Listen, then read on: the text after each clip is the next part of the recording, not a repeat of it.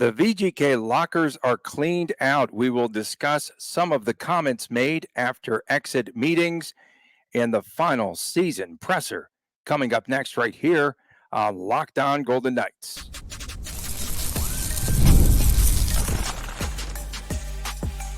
You're Locked On Golden Knights, your daily podcast on the Vegas Golden Knights, part of the Locked On Podcast Network, your team every day. Hi again, everyone. Tony Cardasco and Chris Golick from Las Vegas. Thanks for making us your first listen each and every day. Find us wherever you get your podcast. And please subscribe to our Locked On Golden Knights YouTube channel. We are brought to you today by Monopoly Go. Download Monopoly Go for free on the App Store and on Google Play. I guess we were wrong about the top buzzword. The postseason press conference was adversity. I think that was one of them. Missed opportunities. Those were buzzwords too. From Jack Eichel to Aiden Hill to Alex Pietrangelo to Mark Stone to Thomas Hertl to Lars Carlsson, all with injuries this season. How's your hamstring, Tony? How's your hamstring? My hamstring is chilling right now. His was not. And if you listened yesterday to this podcast, our podcast wasn't chilling. Let's talk about injuries first. It was hot. It was pretty hot. The chair's a little hot right now. It was a little hot. Let's talk about injuries first for VGK because we knew that would be one of the narratives. Yeah, I mean, listen, let's be clear. Circumstance, excuse, I don't care how you bundle that, but the reality is, and that's, I think, the way McCrimmon and Cassidy both said it, the reality is there were a lot of injuries. If you want to look at this from a year-over-year perspective, Mark Stone goes down, I think, within weeks, basically, from a year-over-year perspective. But after the All-Star break, the Golden Knights were relatively healthy. Of course, less Mark Stone. They go on a run where it's, 4 or 5 losses. That's the way McCrimmon put it today. And then you look at today, you got Eichel in and out. You got Theodore in and out. You got Will Carrier in and out. Of course, Stone misses all that time. Carlson misses a bunch of time. So the reality is it was a lot tougher. And the reality is that the band basically got back together for a very brief moment, games 1 and 2. Haig suffers a lower body injury that I don't think it's going to require surgery if I got that correctly, but it's going to take time.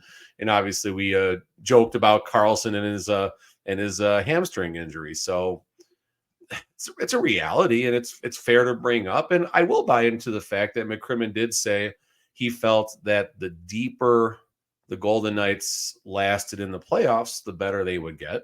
As we're recording this, the Dallas Stars are out to a 3-0 lead against the Avalanche. So just maybe the Stars are pretty good too. Let's acknowledge all the realities right now. Eichel talked about how the series loss really stung with 7-1 goal games. They said that they're decompressing. Eichel said that the team is reflecting on getting bounced from the playoffs to a man. They believe that this was a better team than last season, believe that they would repeat this season, especially with a better roster. Braden McNabb said VGK's game never got to where it should be. And Thomas Hertl, just some of the comments going through those today, because it was a very long day. VGK media held captive there because they started at 9 in the morning, went till well after 5 o'clock. So some of those reporters getting OT, I'm sure. But Thomas Hertl said, I know that I can be better personally. I know what I can bring to the team. But again, things were just not clicking there. And of course, we heard the narrative about the lack of chemistry. If you have a lack of chemistry, why don't you just go with the lines that are familiar with each other and then start there, maybe? No, it's fair. And it's also easy for us to say these things after the fact. It's easy for me to talk out both sides of my mouth. When I said that Cassidy panicked in game 5 by inserting Dorofeev and Hutton in there. But like we said on Tuesday's show, we're also going to be upset if the Golden Knights go out in 6 and if Cassidy kept everything the same. So Cassidy made a move in game 5. It didn't end up working out, right, wrong, or otherwise. He made a move, and I guess we should be thankful he took a shot. I don't know if that's where he lost the series, but I mean, we're not going to go back into the coaching situation. But, the comments, I mean, I don't know what I was expecting today, Tony, but I didn't feel I didn't feel cheated by the comments. I didn't You feel didn't. like the team. I did not. I didn't feel I thought cheated. that there was not enough meat in those comments, personally. Well, I mean, listen, here's the meat I'll go to right now. Here's the beef for you. This is the best team we ever had. Kelly Yeah, McCrimmon. McCrimmon. McCrimmon? McCrimmon made that comment. This is the Yeah. best team that we ever had. Other players alluded to this being the best team, the better team from last season on paper, which is right. Okay, now you want to. I'll take a number 2 combo with this being the best team the Golden Knights ever had, and the fact that they were up 2-0 in the playoffs and unfortunately lose 4 out of the next 5. That's a concern. That's on the staff. It's on Cassidy. That's on McCrimmon. It's on everybody. It goes to everybody there. But if you want your meat statement, that's my meat right there. We can talk more about Yeah. Marchessault later. There's some meat there too, but we'll definitely focus with McCrimmon and Cassidy and the Carlson's hammy. Okay, but no one, when Alex Pietrangelo was on the dais speaking, no one asked him about the 2 penalties that he committed there. I was surprised there. No, I shouldn't be surprised. But he Is said it that, necessary at that stage, though, Tony? Sorry to jump in, but is yes, it necessary? yes, absolutely. It's part of the season and part of why they lost But they in got the a first reaction round. from Cassidy and Pietrangelo. I think before Game 7 was made available, or it was year before Game 6 or Game 7, he was made available, and What he at about when he least did was talk not about it. available? What about when he wasn't available? No, that was garbage. That was trash. That the team said due to time constraints he wasn't going to be available. I'm with you. I'm with you. Okay. And then Petro said going back to back again in 2 seasons, very hard to do. He said that he felt that they had a good opportunity. You're going to hear a ton of these good opportunities and a missed opportunity as well, timely goals. And he said that there were some fortunate bounces for Dallas. That was what separated the 2 teams. This will be a very That's long a off reality. season. That's a Okay. reality. That's a reality. There were some But it's fortunate that bounces. way. It's that way regardless. And McCrimmon says what we were saying all last season when VGK won the cup finally. What were we saying? So many things have got to go right for you to win, to be a champion. So many things had to go right in that season, including for VGK pulling out the top spot in the Pacific Division on the final day of the regular season. Think about all the things that went right. And the difference is, if we want to look at this from a year-over-year perspective now, Kelly McCrimmon mentioned it took to Game 79 for the Golden Knights to officially qualify for the playoffs. So this goes back to our discussion we did have on Tuesday during Tuesday's show about Mark Stone's comments. Well, we need to put ourselves in a better position in the regular season. Well, we're talking about the same team that dropped 2 regulation decisions, I believe, to the Anaheim Ducks. Dropped that game to the Blue Jackets. I'm blanking on a couple of the other games in there, but there was a path to 8 to 10 to 12 more points with ease. You mentioned, Tony, that the Silver Knights roster largely should have won a couple of these games, let alone a roster that featured a Jack Eichel and a Noah Hannafin dropping the last game of the season to the Anaheim Ducks. So there's a lot left on the table. At some point, I'm dying to jump into the McCrimmon comments about the contract talks in March. So is that for segment 2, or do we do that one now? No, it's for segment 2. Okay, teaser. Hold your stinking horses, bro. I'm holding. The other thing, missed opportunities. We heard about that. And then Cassidy just recapped the final series, which was the first series, and just said both teams played well defensively. He thought that they were turning the corner, VGK, in games number 6 and 7, which I found pretty interesting. Because to me, I kept saying, I felt that Dallas was the better team, right? Yeah. All along. And I just never saw VGK get into that rhythm, into that groove. They pulled out, luckily, the first couple of games. But again, 7 1-goal games could go either way. And then, of course, the comments about chemistry. No time to build it, he said. He said that he was proud of the way they finished, and not proud. He was proud of the team, proud of the way that they finished the season, made it into the playoffs, but they played hard the entire season. And I don't know if I agree with that statement either. I don't. Again, chemistry, no time to build it. I mean, if you have these high-priced players, you should be able to build confidence and build chemistry there, especially by Game 7. Okay? Let's say they can't get it together early, But by the 7th game in a series, you know who you're playing against, you know what you need to do, and now you need to build some sort of confidence and chemistry there. Sorry, but that's how I feel. If I'm not mistaken, and I could be off on this, but I believe it was Monday, April 15th, or possibly Friday, April 12th, when Mark Stone stepped back onto the ice. 1 week basically right before the end of the regular season. That's when he took the ice in a non-contact jersey. So Stone would have had, I mean, they were at home that entire time too. There you go, Tony. You'll love that. So they were at home for, the entire time, being able to practice as a club before they traveled to Dallas for round 1. So Mark Stone, it's not like Mark Stone first stepped back on the practice ice the day of game skate when the team played game 1. Stone was out there for a long time. So I don't know how much more time you can possibly get. And the Golden Knights, when did that series start? Was it a Monday night? I believe. Believe so. All right. Yeah.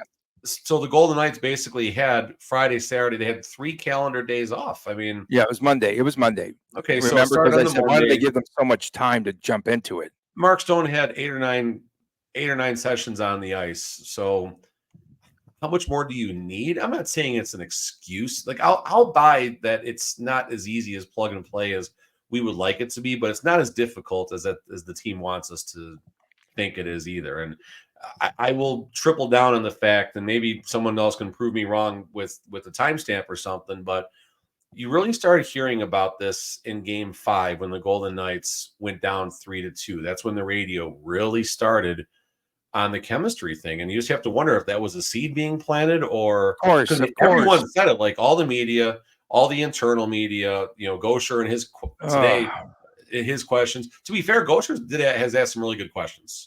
If you today he did. Gosher has asked some really good questions. I'll give him credit. Today he did.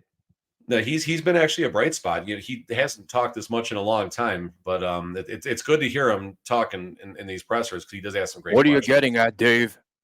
What are you getting at, Dave? Oh yeah, he also pisses That's off. what Cassidy said. I'm not the only one that's pissed but he off, did though, rebound. everyone. He came back. Good bounce back. He had some really good questions there. Yeah. McCrimmon said he's disappointed to have the final media availability after the first round to shot at someone. He did not talk as much. Did I hear him speak much about Cassidy and the job he did? He went through, said all the players, the trainers, the trainers, the coaches, the trainers. Yeah, great job. It was quick, and I mean, we're not going back into the coaching stuff. I had enough crap for one day, but it wasn't. You didn't get. The best part of you getting crap all day was that I'm the one that came up with that topic. No, you're the one that said Cassidy was on the hot seat, and I'm the one that said he's not on the hot seat right now. That's the best part about it.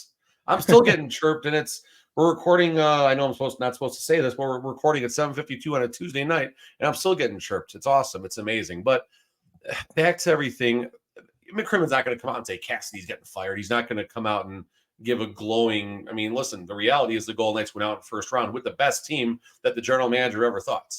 So it's not a perfect situation. Anyone that wants to say otherwise, you're just wrong. That said, moving forward, all eyes are on next season, right? This is going to be a different team. That's probably the biggest difference from a year-over-year perspective, that Golden Knight fans are wondering who's staying, who's going, and how. The greatest team ever. You can't keep them intact. There's going to be, according to McCrimmon, more turnover on this team than we've seen in previous years. And he said they will keep the nucleus intact. However, a lot of other players will be gone. He did not say this a year ago when he said we're keeping everyone intact, or he's done that even, in preseasons and what have you, and at trade deadlines in the past. So this will be a time of change for the VGK. Marchessault was referred to as a core guy a number of times, but not on the nucleus side. But I get that. And everyone, you got from the coaching staff, or from Cassidy and from McCrimmon, you got the company line, and I don't mean that negatively. Just you got everything he's done for the organization, and we'll dive more into it obviously in segment 2. But I don't know if you got enough out of Cassidy and McCrimmon about Marchessault. I don't know. Coming up next, of course, we will talk about the interest. It's mutual for the return of one Jonathan Marchessault. We'll get into that next right here on Locked On Golden Knights. It is winner take all time in the NBA and in the NHL, and FanDuel is giving you a shot to bring home a big win of your own. Right now, new customers get $150 in bonus bets with any winning $5 bet. That's $150 again to bet on point spreads, to bet on money lines, to bet on player props, and much, much more. Visit FanDuel.com/locked-on and make every playoff shot count. FanDuel, it's America's #1 sportsbook. Back on this edition of Locked On Golden Knights, Tony Cardasco, Chris Golick reporting from Las Vegas. Thanks for making us your first listen every day. Don't forget Fridays, WTF. There's a lot of WTFs here already on a Tuesday. Most of those chirps are aimed at you, Chris, and sorry for setting you up there by saying that Cassidy's on the hot seat, but then I just kind of ducked out. People don't listen, dude. People don't. What did you say? All people want to do is they want to fire off at the headline, and I'm the one that said he's not on the hot seat. You're the one that said he's on the hot seat. I said he's on the hot seat. Like you're over here just chilling. You're chilling like Carlson's hamstring, or was it not chilling? I forgot. Okay, so the general manager, as we mentioned, Kelly McCrimmon, did address free agency and Jonathan Marchessault. He also talked about the UFAs. What are there, 6 or 7 of those players? I think somewhere in that. Six UFAs, 1 RFA, or 5 and 1, but either way, it's close. He said that the next 2 months there will be a lot of discussions. And with Marchessault, he said that he spoke to him this morning, and he has had meetings with his reps, both sides, again, McCrimmon and with Jonathan Marchessault, both sounded hopeful, I guess is the best way to put it, that perhaps he will return as a Vegas Golden Knight. And I do want to point out that my sources are telling me that Marchessault, he wants a 2-year deal. No, actually, that was Marchessault that said that he had a couple of years left. So I'm going to put 2 years at $8 million or 3 years at $8 million per. He said he has a couple of years left. That's my source, Marchessault. If Marchessault stays in Vegas, he's not going to get full market value, I think. And look, I don't want to talk about the taxes and all that stuff. That's just irrelevant. Each area is different. So let's just talk simple dollars and cents and not factor the pay raise or pay jump because of the taxes in Vegas versus elsewhere. If he stays here, it will have to be for probably a little bit or maybe a little bit more or less. Just depends on how much he does value staying in Vegas. He's got a family. Moving is terrible for anyone, whether it's a professional athlete or clowns like me and Tony, if people can say what they want about us. So I think the number could be as high as $8 million. I'm saying 8. I think it could be as high as $8 million from outside. I think if the Golden Knights would have taken care of business earlier on, maybe even last offseason, I think there could have been a $5.5 to $6 million AAV. The term could obviously go up or down. That could affect the AAV a little bit, but like 6 times 3 felt like it was in play if they would have locked this thing down last July or August. And then maybe early on, once the season started, I think they could have been probably under 7. And now I think, it looks like Marshall's entering the prime of his career. Second highest point total at 69 or 68, highest goal total at 42, but he's been a good contributor. So, yeah, it just, sometimes, Tony, it's not about the timing to negotiate a new deal. You cannot negotiate an extension, Tony, when the team is in the playoff hunts trying to qualify for the playoffs. It's not a good time ever. No, it's not a good time. Except if you're Noah Hannafin. Oh, I know a guy that got an extension. Noah Hannafin. How does and this is where, maybe in the heat of the moment, I wish, and if I was sitting out there, I probably wouldn't have caught it either, but I would have paid a lot of nickels and dimes and quarters to somebody if they would have simply asked McCrimmon and said, well, but Noah Hannafin got an extension when the team was in the heat of the playoff battle. That made no sense. That's all you do is say, shut up. And just watch McCrimmon. I'm not making a comment.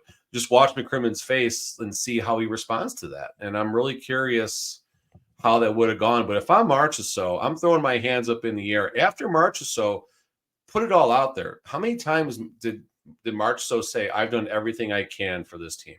Yeah. I've done everything I can to remain a Golden Knight. And then McCrimmon, for lack of a better term, pisses all over Marchessault with the way he handled that. Really? That's how you feel? Okay. And that comment, yes, that comment I think was trash. Okay. And there would have been a deal by now, right? If everything was just starting to work way out. Well, we're not going to negotiate this through the media. And if I'm Pat Brisson, I definitely get some words out there now to start things moving in the right direction. Did you notice that McCrimmon made the comments that we don't after he talked about all the good things that Marchessault has done? He made the comment, well, we're not going to talk about the actual details, and we don't expect. I don't know if he named Brisson, but we don't expect Marchessault's camp to do that either. Like, why has he got to say that? Right. I'm the biggest McCrimmon fan there is, guys. Hashtag McCrimmon plan. The team is set up. Hashtag made man. He's set up. Man. The Golden Knights are set up for a long time. They won a Stanley Cup for what he did, but that statement pissed me off. I'm sorry. I said piss twice already in this podcast. I know, it's really okay. So Marchessault said, and this is something that we pointed out a long time ago, right? We felt as though this could weigh on Marchessault. And I even said back in like December, maybe November, maybe by American Thanksgiving, I might have come out with this. Just again, Marchessault, I thought it could go one of two ways. Either he's motivated and he has an unbelievable season, which he did, or you go south, right? Because there's so much uncertainty. And he said playing without a contract definitely weighed on him. Yeah.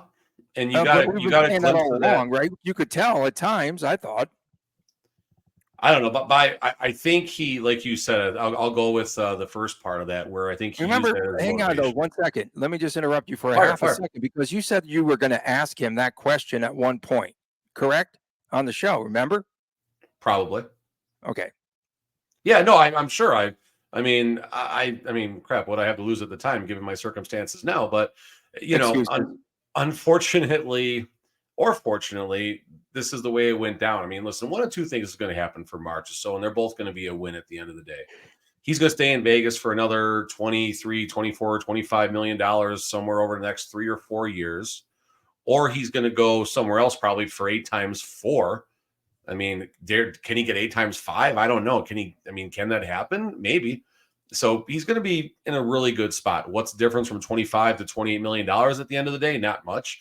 And that's where you start obviously chopping up, okay, the tax benefits, and my family's here and I love Vegas, so the hope is that they find a way to work it out. The details will come out one way or the other if a deal is not made, where the Vegas Golden Knights are. And obviously the contract that Marchessault ends up signing will tell you. And I'll tell you right now, if Marchessault were to sign with another team for 3 times 7, that means the Golden Knights lowballed him. End the story.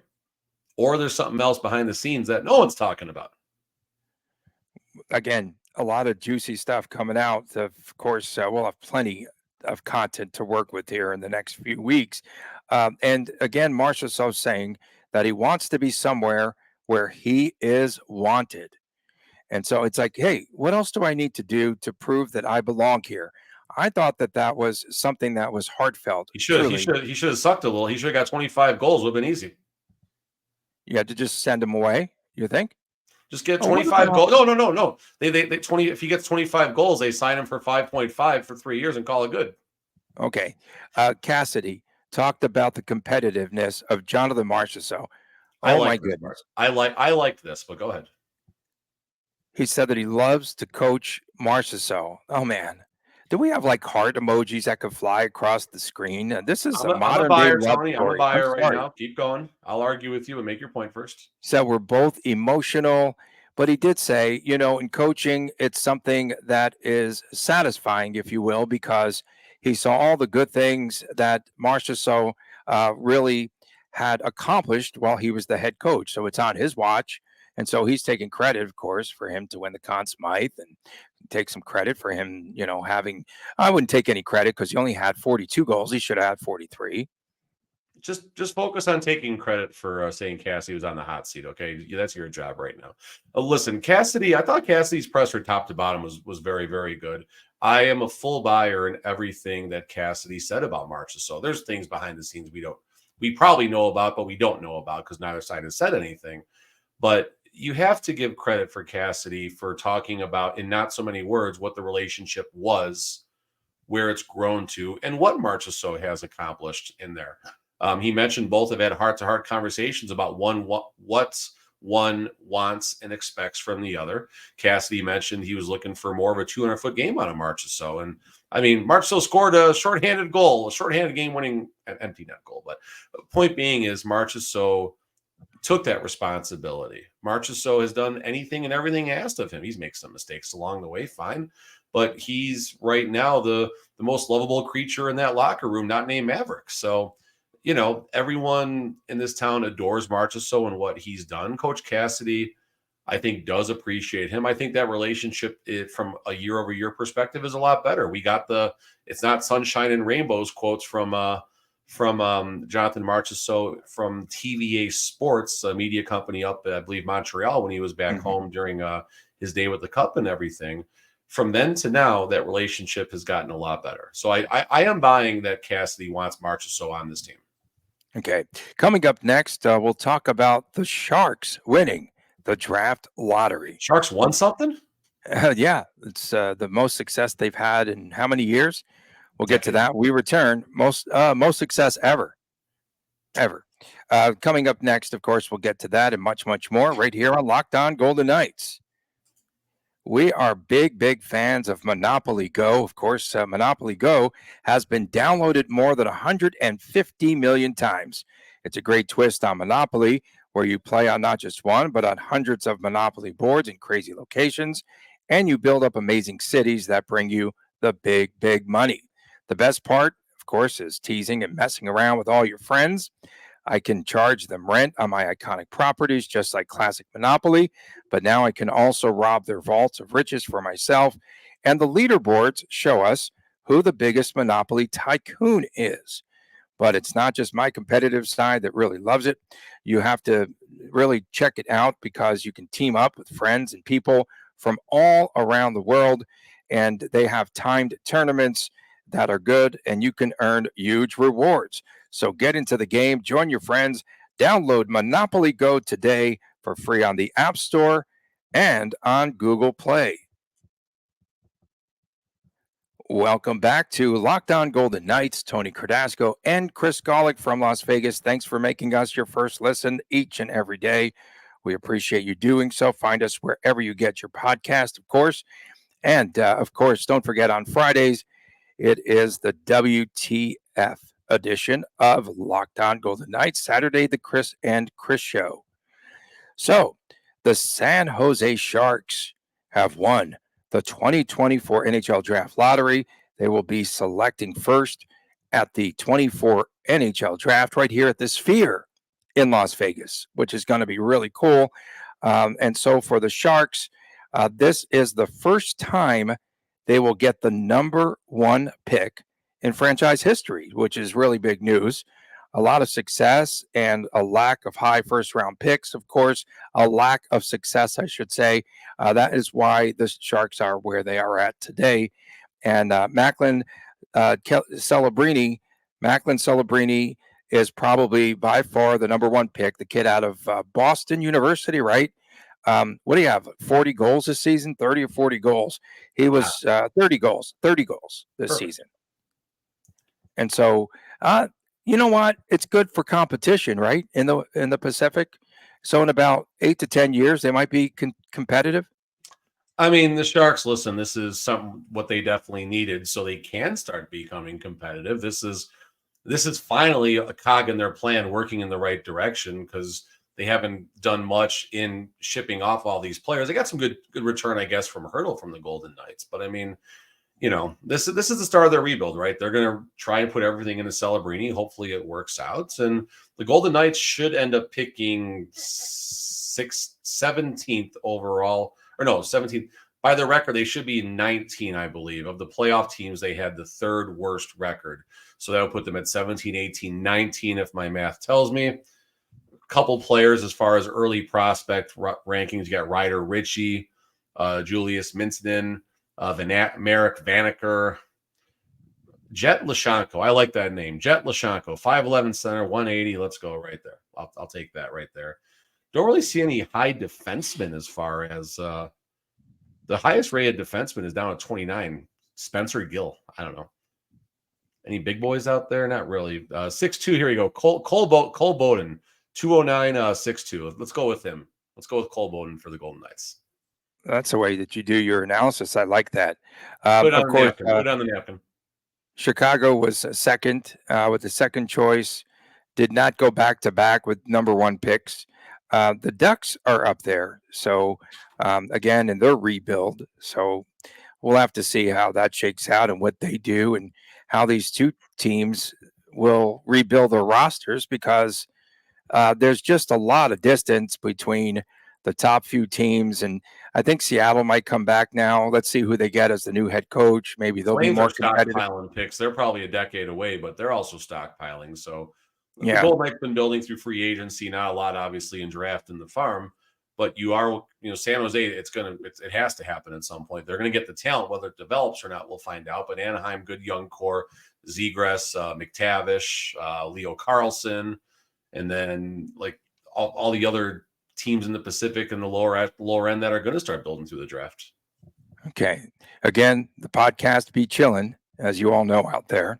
We appreciate everyone tuning in, especially our everydayers.